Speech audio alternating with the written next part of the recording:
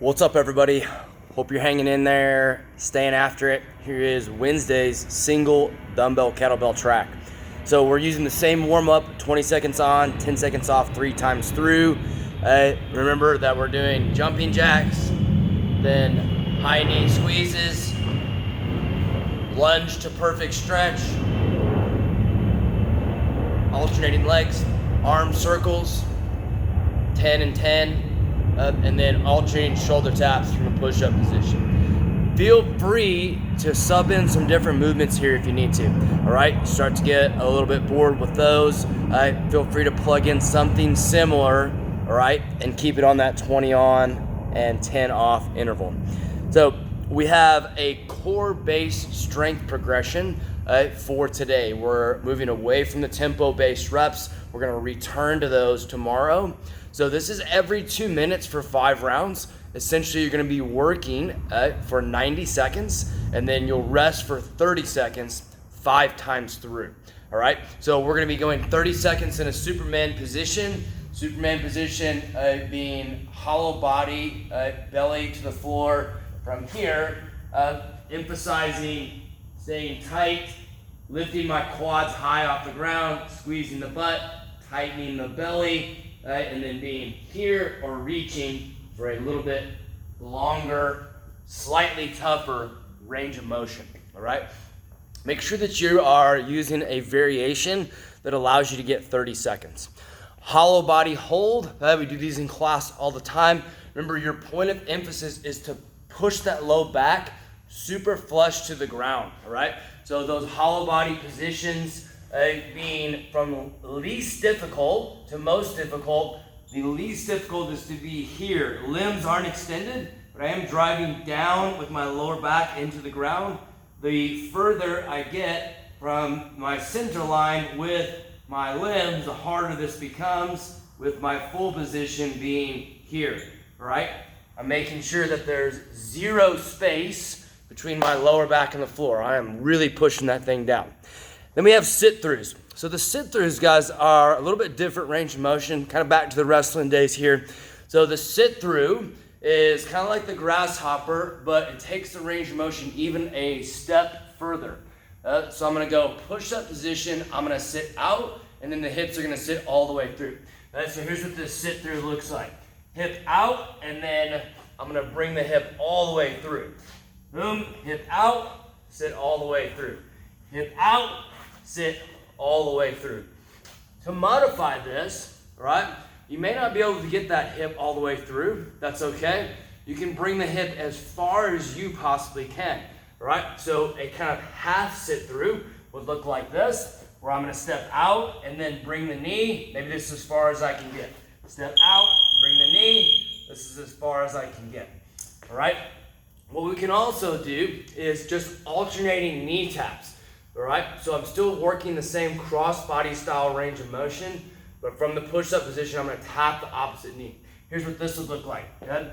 Tap the opposite knee 1, tap the opposite knee 2, for the course of that 30-second time frame. All right, so we'll work through that 5 times.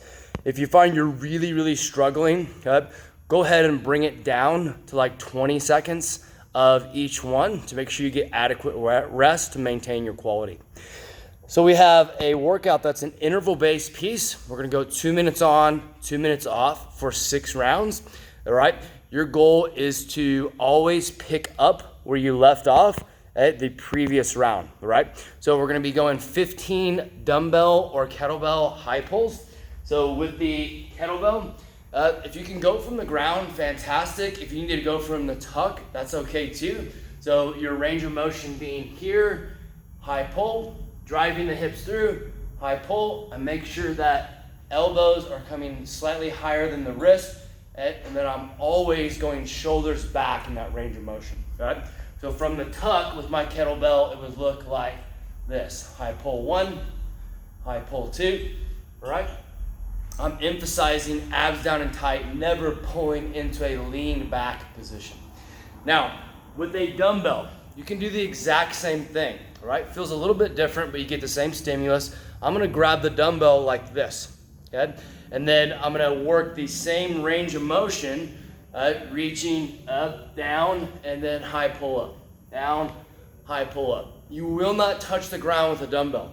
Going to mid shin is all you need, right? You can even stay slightly above the knees if needed, right? So I'm not touching the ground. I'm going just to mid shin, high pull here, or just above the knees, high pull here. Everything else is the same. Abs down and tight, shoulders back, working to get the elbows higher than the wrists. Next, we have 12 kettlebell or dumbbell weighted sit-ups. So what I'm gonna do is I'm gonna place the weight on the chest, and then I'm gonna do sit-ups that aren't emphasizing throwing the head, neck, and shoulders, all right? I don't have to demo these, but the weight would sit right here as you do your sit-up. Now, in order to keep moving, scale to just body weight for those as needed. Our plyometric movement for the day, we have 9 lateral Heisman jumps. We really want to be focused on max explosiveness here. We're not just simply hopping side to side.